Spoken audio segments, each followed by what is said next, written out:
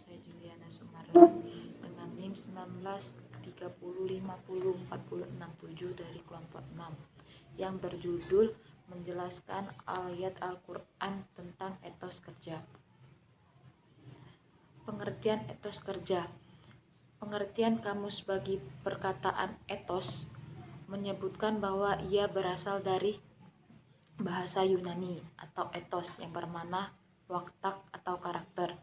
Secara lengkapnya, pengertian etos ialah karakteristik dan sikap, kebiasaan serta kepercayaan dan seterusnya yang bersifat khusus tentang seorang individu atau sekelompok manusia.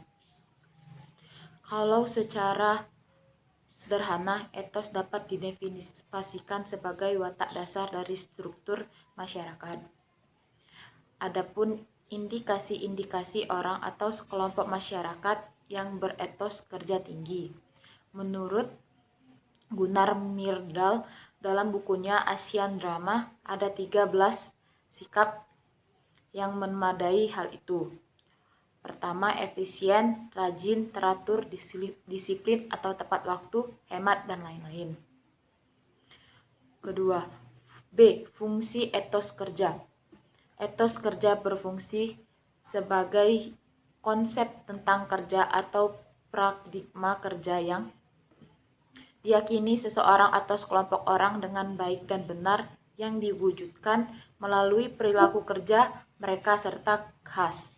Secara umum, etos kerja sebagai alat penggerak perbuatan dan kegiatan individu. Kemudian fungsi dan etos kerja adalah yang pertama, pendorong timbulnya perbuatan, yang kedua, penggairah dalam aktivitas, yang ketiga, sebagai alat penggerak, maka besar kecilnya motivasi yang akan menentukan cepat hambatannya suatu perbuatan.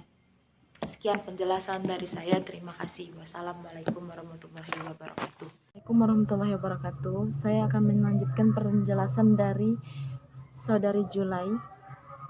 Bagian C, ciri-ciri etos kerja. 1. Baik dan manfaat. 2. Kemantapan atau perfect. 3. Kerja keras, tekun dan kreatif. 4. Berkompetisi dan tolong-menolong. 5. Objektif (jujur). 6. Konsisten dan istiqomah. 7. Percaya diri dan kemandirian sesungguhnya, daya inovasi dan kreativitas. 8. Efisien dan hemat. Agama Islam sangat menghargai harta dan kekayaan. Selanjutnya, yang D, surat yang menjelaskan tentang etos kerja. Penjelasan, pada ayat ini Allah Subhanahu wa Ta'ala menerapkan 4 macam nasihat dan petunjuk yang ditunjukkan kepada Qarun dan kaumnya. Barang siapa mengamalkan nasihat dan petunjuk itu akan diperoleh kesejahteraan di dunia maupun di akhirat. 1. Orang yang dianugerahkan Allah kekayaan dan yang berlimpah, perbendaharaan harta yang bertumpuk-tumpuk serta nikmat yang banyak. Hendaklah ia bermanfaatkan di jalan Allah, patuh dan taat pada perintah-perintahnya, mendekatkan diri kepadanya untuk memperoleh pahala sebanyak-banyaknya di dunia dan di akhirat. 2. Janganlah seseorang itu meninggalkan sama sekali kesenangan dunia baik berupa makanan, minuman, dan pakaian serta kesenangan-kesenangan yang lainnya sepanjang tidak bertentangan dengan ajaran yang telah digariskan oleh Allah Subhanahu wa Ta'ala. 3. Seseorang harus berbuat baik sebagaimana Allah Subhanahu wa Ta'ala berbuat baik kepadanya, membantu orang-orang yang berkeperluan dan membangun masjid, madrasah, pembinaan rumah yatim piatu di panti asuhan dengan harta yang dianugerahkan oleh Allah Subhanahu wa Ta'ala. 4. Janganlah seseorang itu berbuat kerusakan di atas bumi, berbuat jahat kepada sesama makhluk Allah, karena Allah Subhanahu wa Ta'ala tidak menyukai orang yang berbuat kerusakan. Wabtaghi, dan carilah fima pada apa Ataka telah memberikan kepadamu Allah ad-dara rumah atau kampung, akhirat, wala dan jangan tansa kamu melupakan nasibaka bagimu dari dunia wa ahsin dan berbuat baik kama sebagaimana ahsanallah telah berbuat baik sebagaimana Allah telah berbuat baik ilaika wala kepadamu, dan janganlah tabakhil fasada fi kamu mencari kerusakan di dunia. Innallaha la yuhibbu mufsidin. Di muka bumi sesungguhnya Allah dia tidak menyukai orang yang berbuat kerusakan. Yang menjelaskan tentang etos kerja. A'udzubillahi minasyaitonirrajim. Bismillahirrahmanirrahim. Wabtaghi fima ataqallahu daral akhirata wa la tansa nasibaka minad dunya wa kama ahsanallahu ilaika wala tabghil fasada fil innallaha la yuhibbul mufsidin. Sadaqallahul azim, yang artinya, dan carilah pahala negeri akhirat dengan apa yang telah dianugerahkan Allah kepadamu, tetapi janganlah kamu lupakan bagianmu di dunia dan berbuatlah baik kepada orang lain sebagaimana Allah telah berbuat baik kepadamu, dan janganlah kamu berbuat kerusakan di bumi, sesungguhnya Allah tidak menyukai orang yang berbuat kerusakan. Assalamualaikum warahmatullahi wabarakatuh. Perkenalkan, nama saya Nurul Farhana, NIM 1930504072. Di sini saya akan melanjutkan pemaparan materi dari Ogesta Ramayani. Quran Surat At-Taubah ayat 105.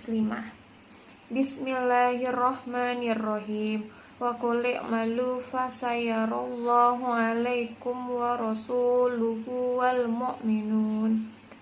Wasaturadduna ila alimin ghaibi wasyahadati fayunabbi'ukum bima kuntum ta'malun.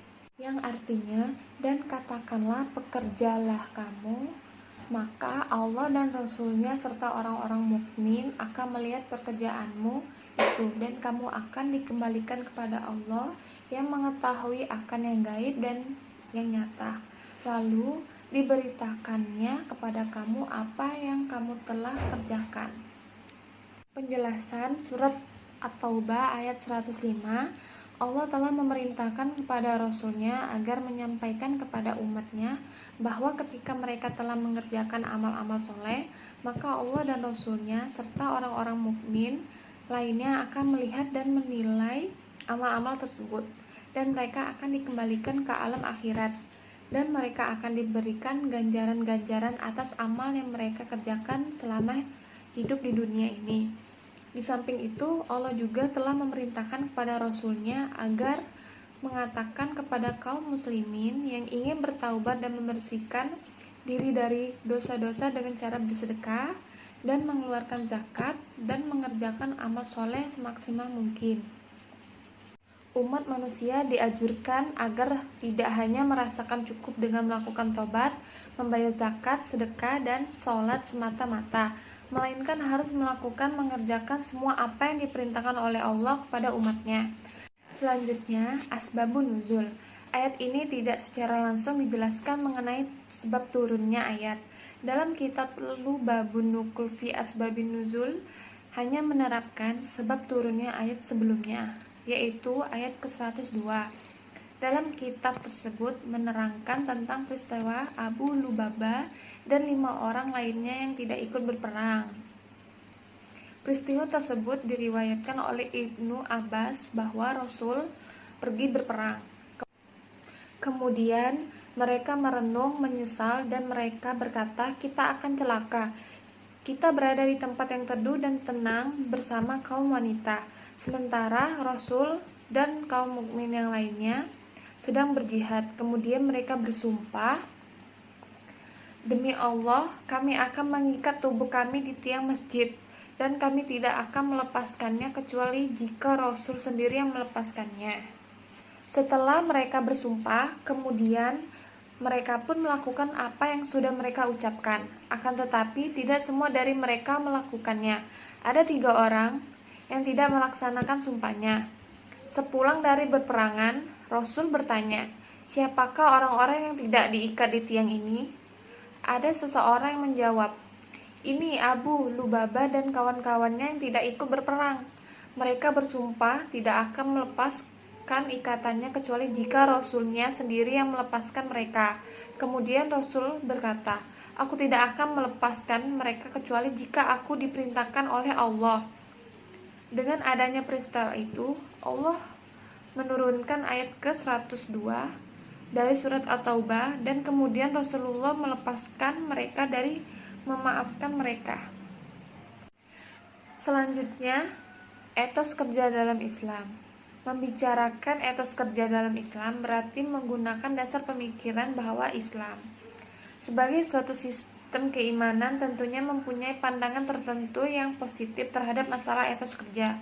Adanya etos kerja yang kuat memerlukan kesadaran pada orang bersangkutan tentang kaitan suatu kerja dengan pandangan hidupnya yang lebih menyeluruh. Yang pandangan hidup itu memberikan keinfasan akan makna dan tujuan hidup. Dengan kata lain, seorang agaknya akan sulit melakukan suatu pekerjaannya dengan tekun jika pekerjaan itu tidak bermakna baginya dan tidak bersangkutan dengan tujuan hidupnya yang lebih tinggi, langsung ataupun tidak langsung.